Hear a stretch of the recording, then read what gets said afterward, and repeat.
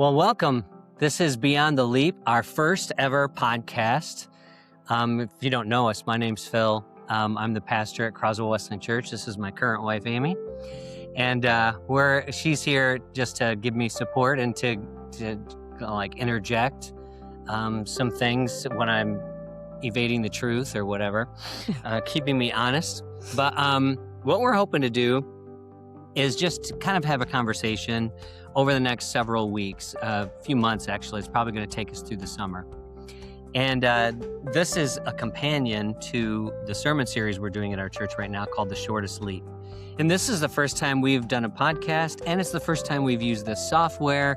And so, yeah, this is probably going to be a little bit clunky. We've never done this before, but we are wanting to have supplemental material that's a little bit more in depth maybe, or handling some different things that we didn't talk about on a Sunday morning.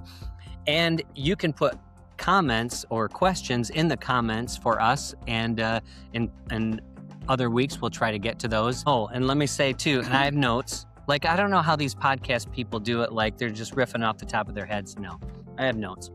But I'm not an expert on all this stuff. I'm just, I don't have a wall of degrees. I don't have a degree in biblical languages or anything like that. I'm just kind of I'm a rural pastor, but I'm interested in these things. And so I feel like I'm approaching it the same way just a regular person would, because I'm interested in it. So my tagline for this is, I'm dumb like you, let's talk, so because we're almost on the same level. So the first thing, now that we have all that aside, first question for Amy is, how well do you think I crushed my sermon on Sunday? Like on a scale from 8 to 11, from 8 being 8 to 11. It was like one of the best I've ever given, and 11, I'm the best communicator of this generation. You did good. You're not going to give me a number? 9.5. 9.5. See, I did pretty good. So Pretty and good. you can check that out. That video is also should be archived here by now in YouTube, and you can check that out. And this is kind of playing off of that. So who is this for? I'm kind of shocked you didn't follow up with 9.5. That's it. And analyze why. Well, it's like, I'll take a 9.5. Okay. Yeah. I thought you'd lowball me and say, well, you've done better, maybe a 6, but I'll take it. Okay. So this is for people, for Christians who just want to have better language for what they already believe. Maybe you have a relative who's questioning things. Maybe you just want to be ready in case you have a conversation like that. So this is for you. It's for someone out there that's thinking that you're not sure what you believe, and organized religion makes you a little nervous. And so I just want to recognize that, like, that's legit. Like, there's some shady things about religion sometimes, and so that's okay. We're here for you. And for skeptics who you'd like to believe, but you need more than feelings. You need someone to actually make a case for you, and I'm hoping that we can do that. So, question to Amy though: when you were young, did you know anybody that didn't believe in God? Like your friends or anybody like in high school, junior high? Nobody that comes to mind. I didn't either. Like, I can't think of a single person. I mean, if they did, they never. I don't know that we ever had those conversations, though. I don't know that I ever was like, do you believe in God? So maybe they didn't, and I just don't know. But no. You weren't having a lot of Bible conversations in high school? Phil, we're not going to. Why is that? Anyway. But I was a church kid, right? Well, she was too. But I can't think of a single time. It would almost been like a unicorn coming across somebody that didn't believe in God. But that's changed now. Like, this generation is much more skeptical than our generation was. And that's okay. I think it's a combination of a lot of things. I think education has gotten way more secular than it used to. And social media, where you have all the videos where it sounds convincing, but a lot of those videos that are kind of arguing against God don't really have great logic if you really think it through, and we'll talk about all that. Well, we But were never exposed to those right, kind of opinions or thought processes either, so right. I believed what I believed because the Bible. That's the song I learned. The Bible. Well, that's the book for me. Yep, there you go. You were taught that the Bible says it, so you just believe it, and the Bible was the authority. And I recognize the Bible as that authority, but I get it that other people don't. I get it that they have questions, and so there has to be something beyond the Bible where we can make that case. Because if there isn't anything beyond the Bible, then any religious scripture should be taken at face value. Why can't the Quran be taken in equal measure with the Bible? Why can't the Hindu scriptures or the Book of Mormon be taken in equal measure with the Bible? There has to be something beyond that. And so that's what we're digging into in this. So this is a follow-up question, which if you haven't met anyone that didn't believe in God, this is probably already answered. But has anyone ever seriously challenged you to defend your belief in God? No. Me neither. So maybe we shouldn't do this podcast. It's kind of pointless. I guess I want to know these things because I want to be, as a pastor, I want to be prepared, especially now when people can comment on your sermons online and someone can put something in the comments about challenging something you said. And when I was younger, I'd just been like, I wouldn't know these things because they sound intelligent, these challenges. And so I want to know the answers to that. And again, that's different than our generation was. Um, by the way, if you're not persuadable at all, like if you're watching this and you're like, these people don't know what they're talking about, yeah, I'm not going to fight you That's on that. probably fair. not gonna fight you, but you're probably going to be frustrated because I'm biased. Like I completely have no reservations for believing in God, but I want to be able to defend that rigorously using sources outside the Bible. Another question: what has been the most shocking change in culture to you in regards to belief in God? Like, what's different than when we grew up in that context? I feel like when we grew up, everything was like it was relatively black and white. Like it was just like and it didn't always mean that we all obviously adhered to Said that said Bible. said Bible rules. But I think now for me personally, I understand it differently now. I don't look at it like it's rules. I've learned, you know, how to understand that relationship, the relationship part better. But I think what's shocking for me culturally is the fact that everything's a gray area. Like things that used to just be like, nope, this is how it is. And we didn't have to like it, but it was how it was. And no one really cared if we felt sad about that or bad about that. Like it was just, that's how it is. Can you think of an example of those things that were like black and white to us that are gray now? I mean, it's kind of awkward to say, but probably one of the biggest ones is like sex before marriage. Hmm. Is that's a huge one. And I mean, with our girls growing up, we talked, you know, multiple times with them about the importance of those things and stuff. But I think it still kind of shocks me that people don't, it's just a gray area. It's kind of like a suggestion, but it's more of like, Hmm. we all know that that's going to happen, so don't worry about it. And it's And part of what makes the Bible feel old fashioned. correct. Yeah, I mean, I think I understand the premise of why people struggle with that, but at the end of the day, I think it's more the fact that people pick and choose so much now. Like, oh, we'll follow this one because that one's pretty comfortable and easy, but this one's not. I mean, culturally, for us, I mean, it's still shocking that, I mean, people don't really go to church if they don't want to because they'll say, well, I have my own relationship with the Lord. Okay. And I think that's possible, but I do still think that community and family, church family is important. And I mean, my gosh, I don't know how we would get through things without our church family and Right. our community. And so but now all of those things are optional. I guess that's how I would say everything's optional. If you wanna believe it and adhere to it, that's fine, but you certainly can't address or say anything. And I do think you have to be very careful about how you do things, because I don't think you need to, pound on people, but I do still think there's black and white. Hmm. Like And these it's not really shoes, fair. like these shoes that I'm Yeah, looking as at. she's literally These shopping shoes while are we're on also podcast. black and white. So, and it's not really fair that they don't have to go to church, because we went to church 47 times a week when we were kids. True. So part of that is part of the structure that we grew up with was like the rules part of it, that like you felt like a bad Christian if you didn't go to church on Sunday night.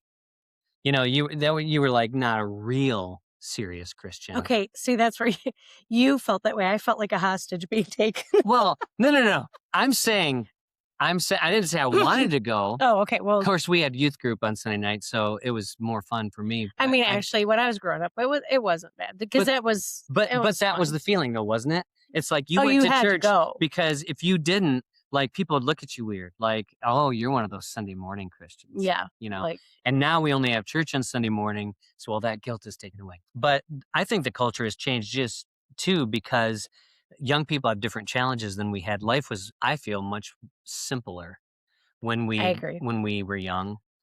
But again, it goes back to social media and phones and all that stuff. But we grew up in a bubble. I mean, we didn't have to face the challenges that younger people have, and to wrestle with these things, because like all the things kids have to wrestle with in school, not just politics, but sexual identities and all this kind of thing. We didn't have to deal with any of that. Right. So I especially want to talk to people 18 to 31, because Gallup poll came out that They're said, not watching us right now. well, hopefully they've stumbled on and they want to see how the train wreck Crashes. ends.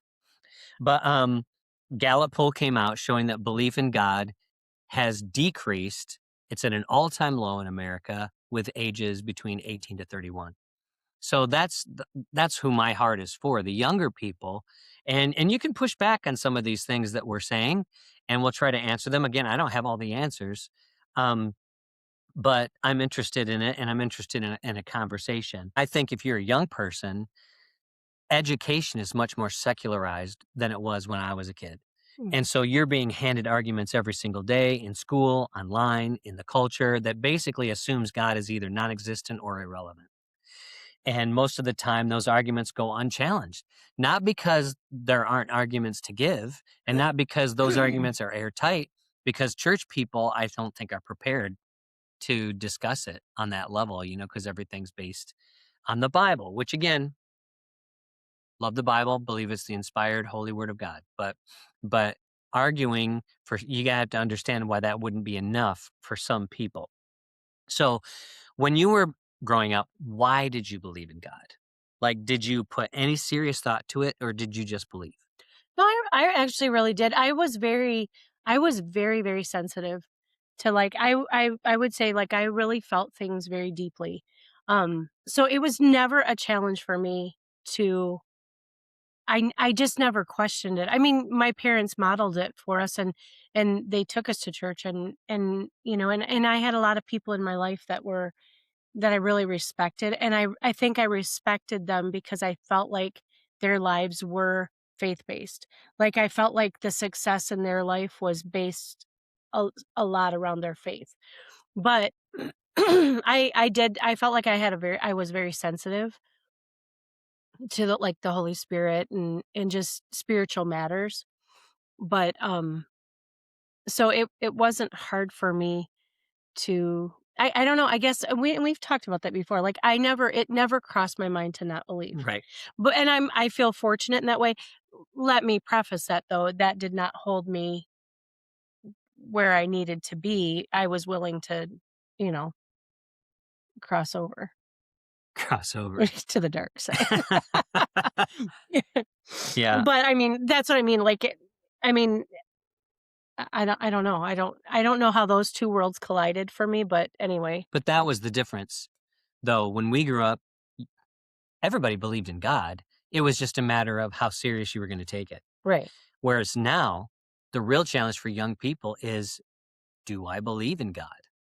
And so people are dealing with it at a much younger age than we had to. And it's not like because I watch a lot of those, like, I watch a lot of things on, like, TikTok and stuff about, like, street pastors and stuff that Mhm. go up, and a lot of times people are like, "Oh, I believe in God," but it's somehow there's a crack between I can believe in God, and it still means I can just do whatever I want, Yeah. you know? Maybe we can get to some of that stuff, and we probably will. One of the questions where we want to ask eventually is, why can't I just make my own rules? And so why do we have to follow the Bible? And that's weeks down the road. But what kind of answers are you wanting from this series? Like, if there's a question we could answer, what? Why am I here? That's the first question I want to answer Because because I I was supposed wanted to you to be be. a guest star. Come in, guest, and now it's turned into a full-blown hostage situation, and here I am every week apparently. So what was the question you asked me? So what answers do you want over the course of the series? What are some things that you're curious about that you are looking forward to hearing, or maybe some I haven't mentioned yet that you want? Now this isn't about our marriage or anything. This This is is about well, your like series because why I have a lot of questions. questions like why I leave I my have clothes on the dining room questions. table. I get it. That is true. Like I don't there are so many things, so many things. I think that's the podcast y'all want to listen to. I'll tell you why I get dressed in the living room and the dining room instead of the bedroom, because This the is bedroom is Antarctica. Because Amy sleeps with the window open even in the wintertime, and so I get up and my little, chicklet legs are cold. And so I don't want to get dressed. I already sleep in sleep pants and a long sleeve shirt. And this is so, not what people were expecting. yeah, well, I'm just telling the This was truth not what they were expecting. because I don't have all the answers, but I do have truth. There you go, America. He's got chicklet legs. Whatever. And chiclets were square. So I don't even know why I I'm don't know saying why you that. said that, It's a but bad more like analogy. popsicle I'll try to use stick. better analogies going forward when we're talking about God. Okay. All right. So for the last little bit here, what I want to do is talk about why we're going to use logic and reason to make these arguments. And we're not going to use a lot of the Bible. We'll use some on Sunday mornings. We'll use more than we're going to use here. But we're going to use logic most of the time. Um, and the reason is because logic is what? I got really excited about that. I long for logic a lot of times in my life. Well, logic is a mental toolkit for spotting BR and BS, basically. Do you know what BR is? No. Bad reasoning. Oh. Yeah, bad reasoning. Do you want to know what BS stands for? Are you gonna use puppets? Because I feel like we're about 2 seconds away from puppets. Flannel board. Oh, good. No, I'm sure you think you already know, but I mean bad science. That's what I mean by BS. Oh, yeah. Right. Then you're Right. correct. I was Or thinking the wrong thing. blind speculation, maybe. Okay. Or bogus stuff. That would also apply. So BS. Please. But reason and logic help us to weigh the evidence that we do have. Okay, it's really not more complicated than that. You already use logic every day. You just don't call it that, right? So you wake up in the morning, you walk outside, and your driveway is wet, and you didn't see it rain. You didn't check the forecast, but you immediately assume that it rained, right? It probably rained last night. You don't think my neighbor was out here for 6 hours with a squirt gun, right? You don't think that way because one explanation is reasonable and the other is ridiculous, right? You're using reasoning there to figure out what happened. You're looking at the evidence and you're asking what's the most likely explanation. And that's what we do with logic. We don't have all the answers. And when you're talking about God, that's important because we don't have 100% proof materially that God exists. And that's true with other things too. Love, the example we used on Sunday from our marriage that is just full of love. You're never going to have 100% answers. So you have to take the evidence that you do have and you say, what's the most reasonable explanation for that? And some of the arguments are just unreasonable, for and against, right? And so you try to weed through all that stuff. So we're not claiming absolute certainty. I mean, maybe your neighbor is a psychopath with a garden hose. I mean, it's possible. Maybe but you're it's that psychopath. but it's not likely, right? So you go with it probably rained. So logic doesn't deal in proof the way math does. It deals in probability. It's a scale, and you're weighing which side is heavier. Deciding what you think about God then is not just based on a gut feeling. It's not just based on what your parents told you or what feels good. Logic gives us a way to weigh real evidence without demanding that you have every single answer before you make a decision. And because you're not going to have all those. So, you have to use logic every day to try and figure out why I do some of the things I do. Right. So because you can never be absolutely sure when it comes to me. That's true. Who can unravel the mystery that is my brain? Not me, even. Here's something people miss, though, about this. Everybody has a faith system. And the person who believes in God is exercising faith, but so is the person who believes that everything in the universe came from nothing, by accident for no reason. There's really no proof of that. It's a guess, but they want to believe it. And so they have faith that that's true. Could it be? So that's the evidence that we have to weigh. It's not a neutral position. That takes faith. Science can answer how things exist, how they work, but they can't answer why things exist, how they started. Why is there something rather than nothing? They can only guess. They don't know. So the question isn't whether you have faith.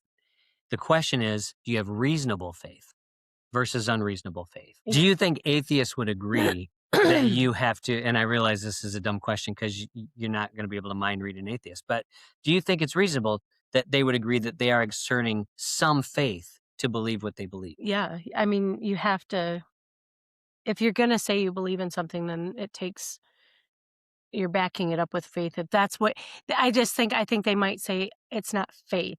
I don't think they would use that word. Right. That's where I think they would be like, that's not faith. But can you be honest that you are exerting some faith? Because science doesn't have all the answers either. Well, It can tell us some things, but it can't tell us other things. It has to guess on some things. So I guess what I'm asking you as the listener to do is to just be honest, right? Can we approach this honestly? Because we all come in with confirmation bias. Like I have it because I already believe in God. So I'm already prone to believe whatever evidence I see is proof that God exists. And if you're an atheist, you're probably prone to believe that every scientific fact that you see is proof that God doesn't exist. We notice the stuff that agrees with our side and we ignore the stuff that doesn't agree with it. But you see this in politics all the time. It doesn't matter if you're left or right. We ignore the stuff that's bad for our side and we focus on the bad that's on the other side and vice versa. We have emotional reasoning too. A lot of times we feel something should be true. And so we just assume it's true. We follow the crowd. We follow influencers. We follow whatever our team is saying, our tribe or whatever. So we all have some bias. It's very hard not to. So most arguments that we make about this are knee-jerk based on what we already believe. People generally don't think their arguments through to their logical conclusion, and that's what we're going to try to do with this. Okay. Did you know that ice cream sales and shark attacks go up at the exact same time every year? So, does that mean that Rocky Road ice cream makes swimmers taste better to sharks? And that's why there's more shark attacks. I don't know. Okay, if shark attacks and ice cream sales go up, it's illogical to say one caused the other. That's the point of this. The reason that both go up is because it's hot in July, right? So more people eat ice cream, more people are swimming. So shark attacks go up because more people are swimming, and more ice cream sales because it's hot outside. That's what connects those two things. We don't make an illogical argument that the ice cream causes the shark attacks. But there's probably a federal grant somewhere to study that very thing. Do you know, actually, though, that's what I was wondering. Yeah. I was like, who studied this? Right. Okay. But that is sort of a critical thinking skill. That's what we're trying to develop here. But when we see that two things seem connected, we're going to ask, is this a real connection or is there something else going on? And so this leads us into kind of the final thing that I want to talk about, which is, I would say people from the science side would say that we do this all the time. We connect things on the faith side that aren't necessarily connected. We look at something and we say God did that. And Yeah. they will look at it and they say science did that. And there's actually a name for that. It's called the God of the gaps argument. Like, we see something and we attribute it to God, and we don't have knowledge of that thing. And so we fill the gap with God, for lack of a better answer. That is a real thing with Christians. I mean, we do that sometimes. We're going to try to stay away from that kind of thing and just assuming, like, the bias is it's God. Well, we're not going to assume it's God. But that happens on the science side also. When science can't explain something, they say, well, we don't know how it happened, but nature somehow came up with that solution. It happened somehow through natural processes. And so they're God of the gaps in reverse. It's they insert nature for whatever they can't explain. So that's our different biases coming into that explanation. But there are a lot of good reasons to explore, a lot of good scientific things that are good to explore on why things are the way they are. For instance, scientists have noticed that the physical constants of our universe, things like the strength of gravity, the rate the universe is expanding, we're going to talk about this on Sunday a little bit, the forces that hold atoms together, they're set to incredibly precise values. So if any of them were slightly different, stars wouldn't form, chemistry wouldn't work, we wouldn't be here to even talk about this. So imagine you walk into a room and there's a combination lock sitting on the table, but it's a super complex lock. There's 122 different dials on that. Would you walk in assuming that someone opened a window and the wind blew those 122 things to be set exactly the way they were? Or would you assume somebody came in and set that dial, each one, to what they should be? Well, yeah. Obviously, Right. those dials didn't get set that precisely by accident. And by the way, I use the number 122 on purpose, and that's going to be like 2 weeks from now, and the sermon is a week from Sunday. But that number is significant. But somebody got the code, right? Somebody put the code into the lock. So how can these very specific laws of nature and very specific things that happen that cause us to be able to live and breathe and think and all these kinds of things, how can we assume that those things just naturally happen by accident, even over billions of years? It's so precise that it really couldn't have been done by accident. And those are the things that we're going to be exploring on Sunday morning. So what's the lamest excuse you ever made to get out of trouble? Oh, no. What's the statute of limitations on getting in trouble for things you lied about? I think we're way past that. Once you reach your fifth base. I came home one time at 2 in the morning.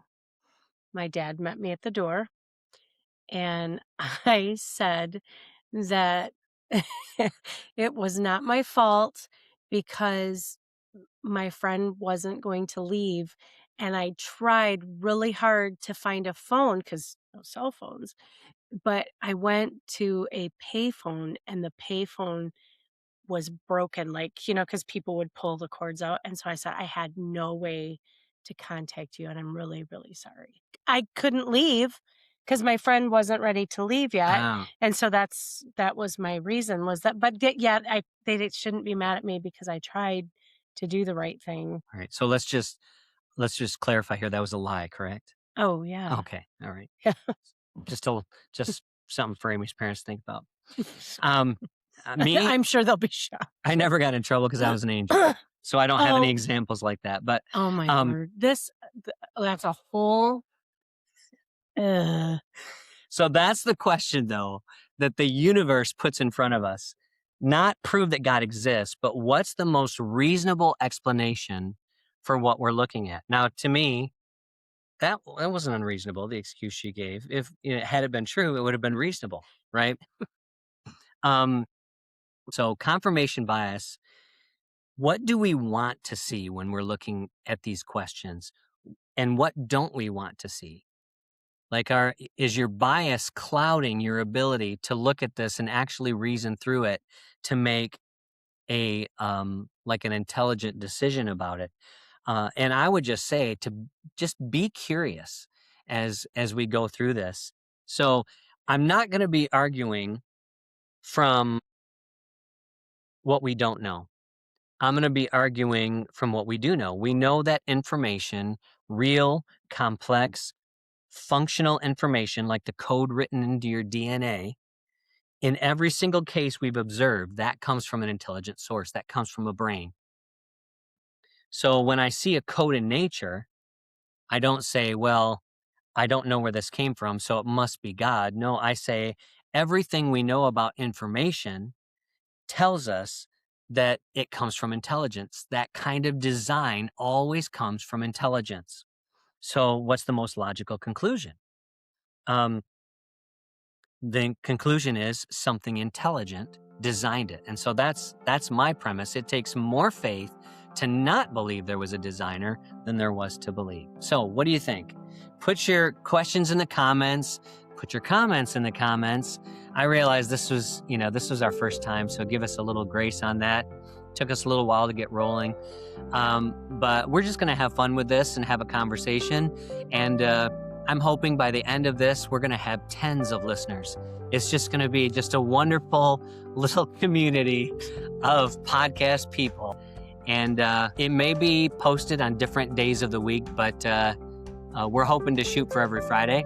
But leave your comments, and we will see you Sunday for week 2 on The Shortest Sleep. Our services are 9:30 and 11 at Croswell Wesleyan Church. And if you're joining us just online from somewhere else in the world, we look forward to hearing your questions and comments. All right? See you later. Bye.